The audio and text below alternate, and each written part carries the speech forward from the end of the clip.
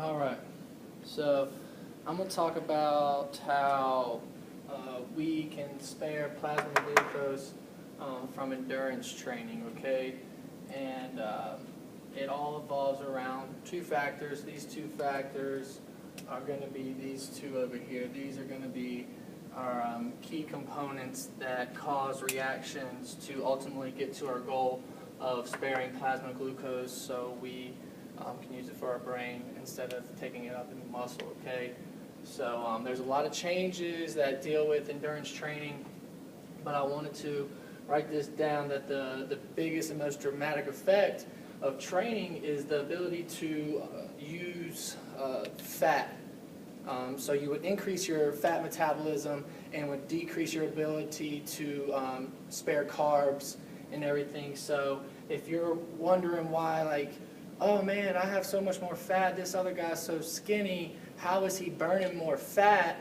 And well, the reason is because that person's probably trained. They train so they can use more fat. They use less carbs, okay? So the untrained is going to use more carbs and less fat. That's important, okay? So if we increase our ability to utilize fats or our free fatty acid, as I'm going to refer to it, we will result in the ability of our fat enzymes to take up the fat to transport them to the mitochondria where they can be used ultimately for beta oxidation, or as you want to call it, fat metabolism, okay? So what I just said is explained right here. Ability to metabolize more fat, increased fatty acid use will result in the ability to transport free fatty acids to mitochondria where it can be used for beta oxidation.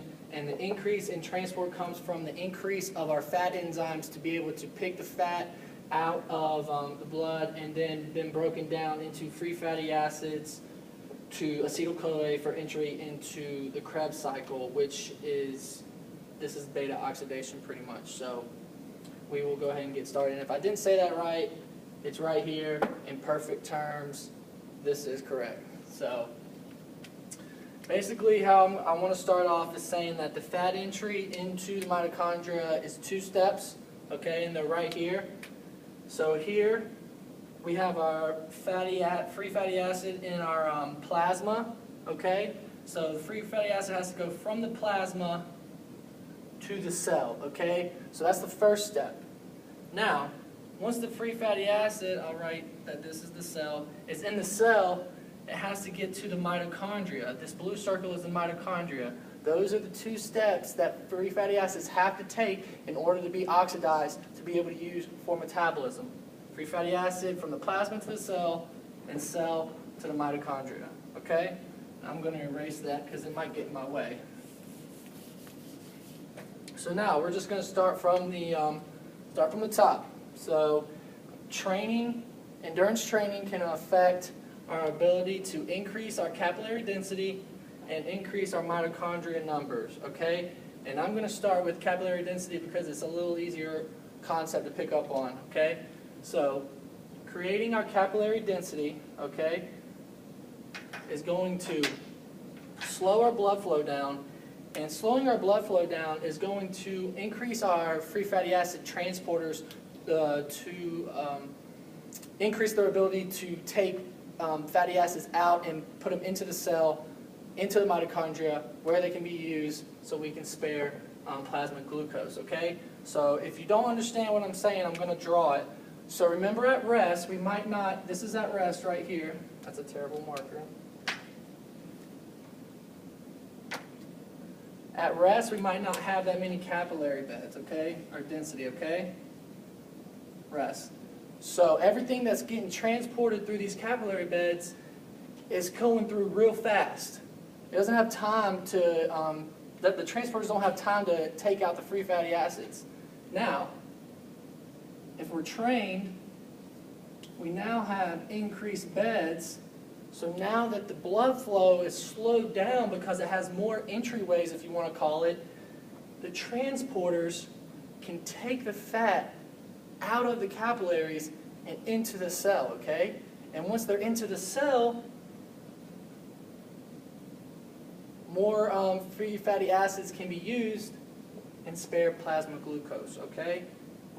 So just going back, if we slow our blood flow down and we increase our free fatty acid transporters, it's going to increase the uptake of free fatty acid because, again, the blood coming in with the free fatty acids in it has slowed down. Our transporters can just kind of pick and choose as they go, increase our uptake. You can increase your uptake, you can increase your fat utilization, and you can spare plasma glucose, okay? That's pretty simple, all right? Now, we have our increased mitochondria number, okay? So what this is going to allow is, let me actually get over here. What this is going to cause is for a bigger surface area for our fat enzymes to transport our fat and utilize it, okay? So right here, increased mitochondria numbers is going to create a bigger surface area for the enzymes. And if you don't understand it, I'll kind of give you a visualization.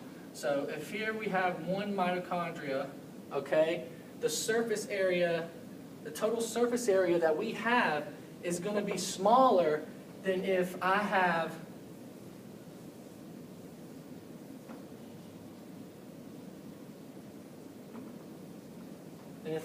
a bunch, okay? So now you can see that I have a bigger surface area for all of my free fatty acid enzymes to work across, and they can increase their transportation, okay? So, increased mitochondria number is going to create a bigger surface, okay, for our fatty acid enzymes.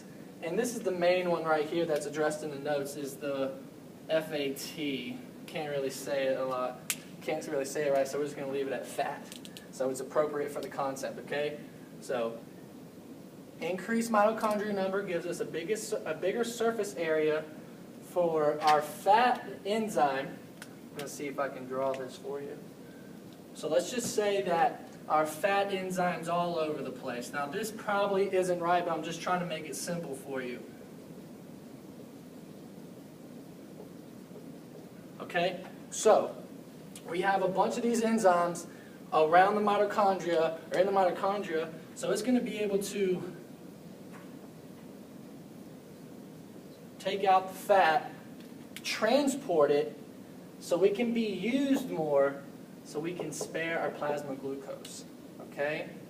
So pretty much what I'm trying to say is that a trained person can utilize and burn more fats than the untrained person. And this is the process of how we use our free fatty acids to spare plasma glucose, to leave in our blood, so like our brain can use it, okay?